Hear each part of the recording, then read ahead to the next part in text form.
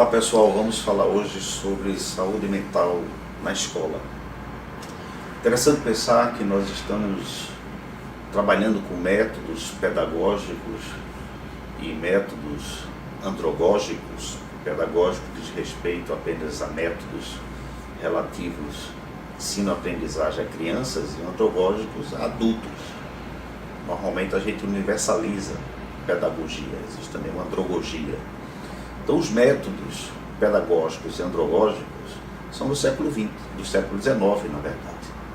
Nós temos métodos de ensino e aprendizagem do século XIX, professores do século XX e alunos do século XXI. Então, nós temos aí uma interposição de séculos que gera um choque cultural e, portanto, esse desencontro no preparo do aluno para o exercício da sua cidadania.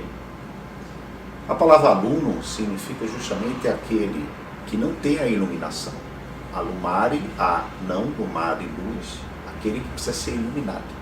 Mas iluminado de que maneira? Essa é uma grande questão, porque às vezes o meio conhecimento é pior do que a ignorância. Então, às vezes o aluno sai com um conhecimento quebradiço porque ele só tem uma formação técnica, ele não tem uma formação ética, preparatória, com a visão de mundo, de engajamento no mundo. Não poderemos também ter uma visão ingênua e acreditar que nossos alunos não podem olhar para o mercado de trabalho e ter que ter esse preparo técnico. Mas isso não forma a humanidade, isso não gera saúde mental.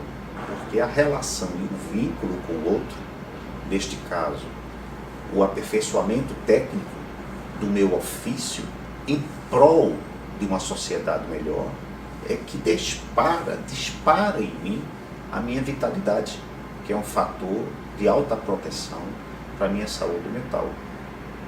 Então nós percebemos hoje, em conceito de saúde mental, na escola, algo desafiador, porque se nós pegarmos a estrutura da escola, ela obedece muito, como eu estava falando, ao método, digamos, dos séculos XVIII, eu diria até então, e XIX, que é uma herança da escola prussiana, ou a atual Alemanha, que preparava as pessoas através da aquisição de certo conhecimento que era para serem operários e soldados. Tanto que o sistema era de fileiras, que era a ideia militar de ordem e de controle. Ao contrário do modelo pedagógico, andragógico, do ensino-aprendizagem dos séculos passados, por exemplo, das escolas gregas, do peripatetismo aristotélico, onde aprender a caminhar entre jardins, ou seja, você tem um contato enquanto caminhava, aprendendo e correlacionando esse saber com a vida. O conceito de ética aristotélica é muito interessante, porque ética para Aristóteles é a virtude em exercício, é a prática dessa virtude, que é um conceito hoje, digamos, somente remodelado no mundo corporativo chamado compliance, que nada mais é do que a lei sendo posta em prática. Vamos dizer, um conceito bem do Emmanuel Kant. Mas há uma divergência em termos, se nós percebermos, que a estrutura escolar contemporânea ainda obedece muito à ideia de uma aprendizagem e ensino, digamos, de formatação desse indivíduo, onde não se estimula a curiosidade, onde aquilo que os gregos chamavam do bom espanto, a experiência que desperta em mim o porquê das coisas. Então, o aluno simplesmente se torna um receptáculo passivo, onde ele recebe uma carga informacional, só para vocês terem ideia, como algumas palavras terminam traindo essa lógica da pedagogia ou andragogia, que é justamente, por exemplo, grade curricular, da ideia de prisão. Sistema de fileiras, você tem que submeter-se a uma grade curricular, você tem que fazer uma prova, significa, eu tenho que provar a alguém o que eu aprendi. Muitas vezes você faz a prova e aquele conhecimento você adquiriu apenas para aquele exame específico e logo mais terminou a prova, você joga aquele conhecimento na lata do lixo, e você só exercita a memória, que é uma função cognitiva importantíssima, mas insuficiente na produção de saberes que correlacionam o indivíduo com o conhecimento, com o comportamento social. E as pessoas saem de lá desiludidas e desapaixonadas pelo conhecimento, porque são tratadas como soldados e operários que têm que engolir aquele saber, porque o modelo é muito arcaico.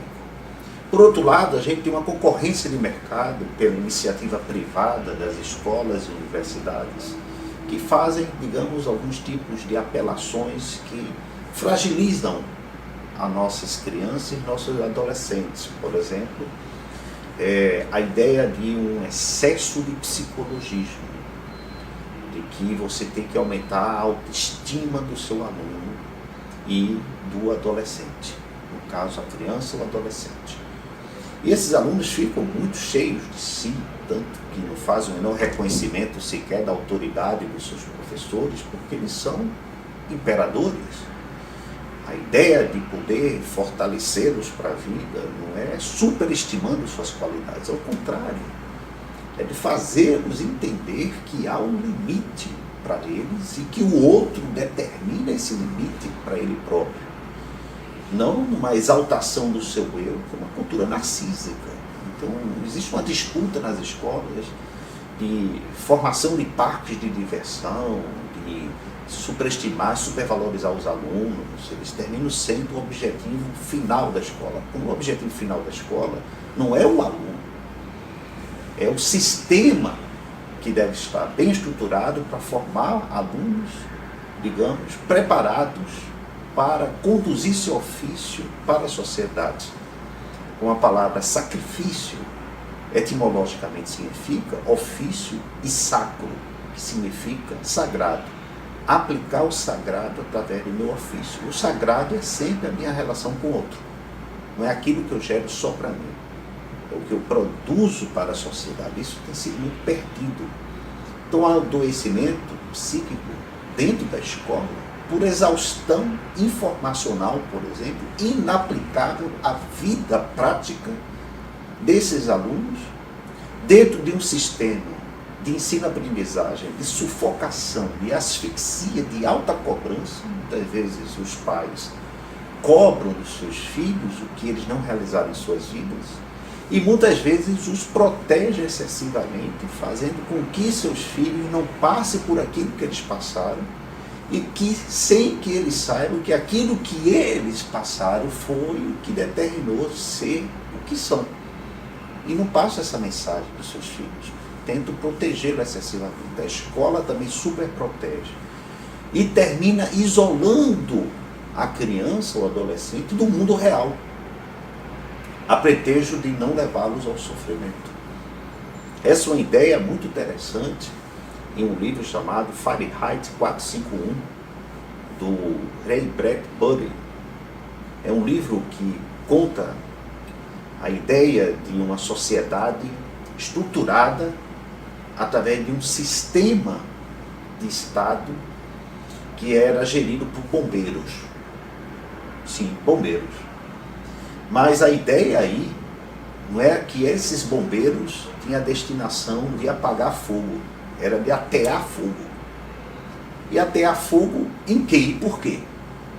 Era proibido consumir livros clássicos que colocassem o ser humano em questionamento e os levassem a ter contato com suas dores e sofrimento, um encontro com a realidade. Isso é parte da realidade. Então o ser humano era privado do contraditório. Portanto, era proibido consumir livros, porque esses livros davam um grau de instrução, de realismo, que levavam parte dessas pessoas a sofrerem.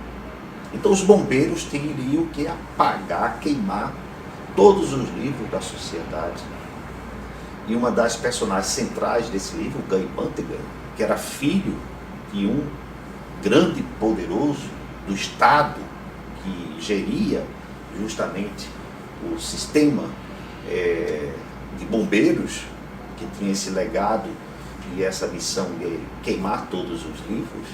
O Guy Bantigan, Ele conhece casualmente uma jovem de 17 anos chamada Clarice, entabula com ela uma conversa, e nessa conversa ele percebe que ela tinha um conhecimento que ele não tinha.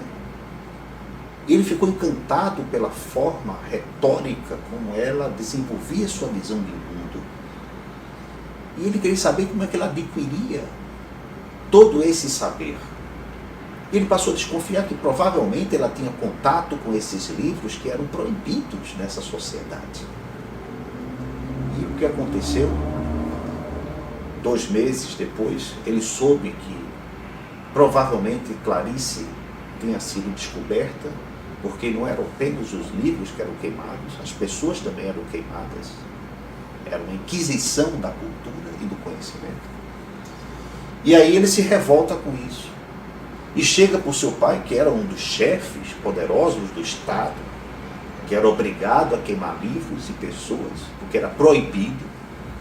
E ele chega para ele, para o seu pai, dizendo que tinha conhecido essa jovem, tinha maravilhado com essa jovem, pelo conhecimento, e por que era proibido uma coisa que trazia uma visão, um aprofundamento, um bem-estar psicológico nas pessoas, mesmo que viesse tocar em aspectos difíceis sobre a vida, mas que aquilo despertava nas pessoas uma vitalidade e um sentido. E aí veio a resposta do seu pai, que foi a grande surpresa, que aqui eu concluo a minha sessão de hoje, para um aprofundamento mais adiante. O pai dele diz: filho, não fomos nós que decidimos essa lei, foi a própria população, a própria sociedade pediu para exterminar os livros, porque isso os desconfortava e eles queriam coisas que pudessem trazer para eles o anestésico, que seria um conhecimento que não os provocasse a questionamento sobre a vida, porque pensar sobre a vida é doloroso. E aí, concluindo com a passagem de um grande filósofo medieval, Baruch Spinoza, que foi excomungado da igreja em função das suas ideias sobre Deus, na sua fantástica obra A Ética. Certa feita, ele sendo muito mal visto na sua sociedade, ele foi perseguido por um fanático religioso e foi esfaqueado nas costas. Um punhal que foi imposto a ele nas suas costas. Ele conseguiu sobreviver. Tempos depois, ele passou a usar o mesmo casaco com furo feito por aquele punhal. E as pessoas lhe perguntaram: Spinoza, por que você insiste em estar usando esse casaco? Você não costura esse casaco? Ele dizia o seguinte: para que as pessoas saibam e eu também fique me recobrando de que pensar é muito perigoso. Portanto, foi isso que aconteceu com a sociedade Fahrenheit 451, e eu penso que é isso que acontece com as sociedades, nossas escolas e nossas universidades. Eximir que o outro pense, porque com a desculpa de que isso dói, a gente está fragilizando a humanidade. Até a próxima.